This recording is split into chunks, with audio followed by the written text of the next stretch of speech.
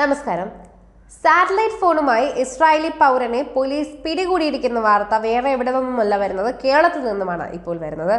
David എലി ലിസ്ബോണ എന്ന 75-കാരനെയാണ് Mundakayam police പിടികൂടിയത്. കോട്ടയം മുണ്ടക്കയത്താണ് ഈ സംഭവം ഉണ്ടായതെന്ന് ഇപ്പോൾ വെളിപ്പെടുത്തലുമായി പുറത്തുവരികയാണ് പല വാർത്തകളും. ഭാര്യയുമൊത്ത് ഇസ്രായേലിൽ നിന്നും കേരളത്തിലെത്തിയ ഇയാൾ കൊച്ചിയിലും ആലപ്പുഴയിലും കുമരകത്തും പോയ ശേഷമാണ് തേക്കടിയിലേക്കുള്ള യാത്രാമധ്യേ സാറ്റലൈറ്റ് ഫോൺ ഉപയോഗിച്ച് ഇസ്രായേലിലേക്ക് വിളിക്കുകയായിരുന്നത്. ഇക്കാര്യം ഇന്റലിജൻസ് വിഭാഗമാണ് മുണ്ടക്കയം പോലീസിനെ വിവരം അറിയിച്ചത്. തുടർന്ന് മുണ്ടക്കയം പോലീസ് ഇയാളെ പിടികൂടുകയും ചെയ്തു. പിന്നീട് തുടർന്ന് ഭാരതീയ ന്യായ സംഹിതയിലേക്കും ഇന്ത്യൻ ടെലിഗ്രാം അതുപോലെ തന്നെ ആക്ടിലേക്കും ഇന്ത്യൻ വയർലെസ് ടെലിഗ്രാഫ് ആക്ടിലേക്കും ഒക്കെ വിവിധ വകുപ്പുകൾ പ്രകാരം ഇദ്ദേഹത്തിനെതിരെ ഇപ്പോൾ കേസെടുത്തിട്ടുണ്ട് എന്നാണ് അറിയാൻ സാധിക്കുന്നത്. ഇന്റലിജൻസും NIA ഉദ്യോഗസ്ഥരും പോലീസ് ചോദ്യം ചെയ്തിട്ടുണ്ട്.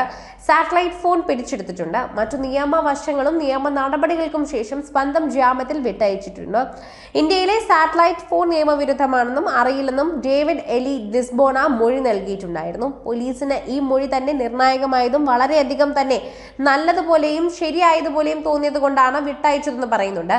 ദുബായ് വിമാനത്താവളത്തിൽ നിന്നാണ് തുറായ കമ്പനിയുടെ സാറ്റലൈറ്റ് ഫോൺ വാങ്ങിയതെന്നും കേരളത്തിലെ ഇന്റർനെറ്റ് ദുർബലമായതിനാൽ തന്നെ സാറ്റലൈറ്റ് ഫോൺ ഉപയോഗിച്ച് ഇസ്രായേലിലേക്ക് വിളിക്കുകയായിരുന്നുവെന്നും ഇയാൾ മൊഴി നൽകിയത് വളരെയധികം തന്നെ പോലീസിനും വിശ്വസനീയമായി മാറുകയായിരുന്നുവെന്ന് പറയാം. ഇസ്രായേലിന്റെ പൗരത്വത്തിനൊപ്പം തന്നെ ജർമ്മൻ പൗരത്വവും ഇയാൾക്കുണ്ട് എന്ന് തന്നെ പറയുന്നു. കഴിഞ്ഞ ദിവസം കൊല്ലപ്പെട്ട ഇസ്രായേലി ബന്ദികളുടെ മൃതദേഹങ്ങൾ ഹമാസ് കൈമാറിയിരിക്കുന്ന വാർത്തയ്ക്ക് പിന്നാലെ തന്നെയാണ് കേരളത്തിൽ നിന്നും ഇത്തരം ഒരു ഞെട്ടിക്കുന്ന വാർത്ത കൂടി പുറത്തു വന്നത്.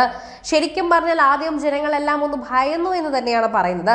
ഗസയിൽ അന്താരാഷ്ട്ര റെഡ് ക്രോസ് സംഘത്തിനായി മൃതദേഹങ്ങൾ കൈമാറിയിട്ടുണ്ട്. ശരിക്കും പറഞ്ഞാൽ തന്നെ കേരളത്തിൽ കുറച്ച് ഹമാസ് അനുകൂലികൾ കൂടുതലാണ്. ആ ഒരു സാഹചര്യം തന്നെ മുന്നിൽ കണ്ടുകൊണ്ട് തന്നെ അവർക്ക് ഇസ്രായേലി സാറ്റലൈറ്റ് ഇവിടെ ഓൺ ആയപ്പോൾ എന്ന് അറിഞ്ഞത് വാർത്ത വളരെയധികം തന്നെ ഞെട്ടിക്കുന്ന ഒന്നായിരുന്നുവെന്ന് പറയാം. കഴിഞ്ഞ ദിവസം കൈമാറിയ മൃതശരീരങ്ങളിൽ ഒന്ന് ഈ പറഞ്ഞ വ്യക്തിയുടേതല്ല എന്ന് പറഞ്ഞുകൊണ്ടുള്ള ചില പ്രശ്നങ്ങൾ അവിടെ നടക്കുന്നുണ്ടായിരുന്നു. ഇസ്രായേലിനെ ഏൽപ്പിക്കാൻ തിരികെ ചെന്നതും വന്ന് ഹമാസിന് നേരിട്ടത് അത്തരം ഒരു ചോദ്യമായിരുന്നു. ശവപ്പെട്ടികളിൽ ബന്ദികളുടെ ചെറിയ ചിത്രം ഉണ്ടായിരുന്നു എന്ന് തന്നെ വ്യക്തമാക്കുന്നുണ്ട്. ഇസ്രായേൽ നടത്തിയ വ്യോമാക്രമണത്തിൽ ഹമാസ് പിടിയിലിരിക്കെ ബന്ദികൾ കൊല്ലപ്പെട്ടു എന്നാണ് പറയുന്നത്. അതേസമയം കുട്ടികളുടെ പിതാവ് യാജൻ ബിബാസിനെ ഫെബ്രുവരി 1 മോചിപ്പിച്ചിരുന്നു. തണുപ്പ് അവഗണിച്ച് നൂറുകണക്കിന് ആളുകളാണ് ഇവിടെ തടിച്ചുകൂടിയത്. ആയുധമേന്തിയ ഹമാസ് പോരാളികൾ സ്ഥലത്ത് നിലയുറപ്പിച്ചതിനു ശേഷമാണ് ഇതൊക്കെ തന്നെയും സംഭവിച്ചത്. അവിടെ വെടിനിർത്തൽ കരാർ പ്രകാരമാണ് ബന്ദി കൈമാറ്റവും നടന്നത്. അതേസമയം ഇസ്രായേലിനെ ഇന്നത്തെ ഏറെ സങ്കടമുള്ള ഒരു ബുദ്ധിമുട്ടുള്ളതുമായ ദിവസമായിരുന്നു എന്ന് കഴിഞ്ഞ ദിവസം ബെഞ്ചമിൻ നെതന്യാഹു തന്നെ അവരുടെ പ്രഖ്യാപനയിൽ പറഞ്ഞിട്ടുണ്ടായിരുന്നു. എന്നാൽ ഇവരെ കൊലപ്പെടുത്തിയതിന്റെ ഉത്തരവാദിത്തത്തിൽ നിന്ന് ഒഴിഞ്ഞു മാറാനുള്ള ശ്രമമാണ് നെതന്യാഹു നടത്തുന്നതെന്നും ഇതൊക്കെ നെതന്യാഹുവിന്റെ അടവാണെന്നുമാണ് ഹമാസ് തന്നെ വ്യക്തമാക്കിയ ഒരു പ്രധാനപ്പെട്ട വിഷയം.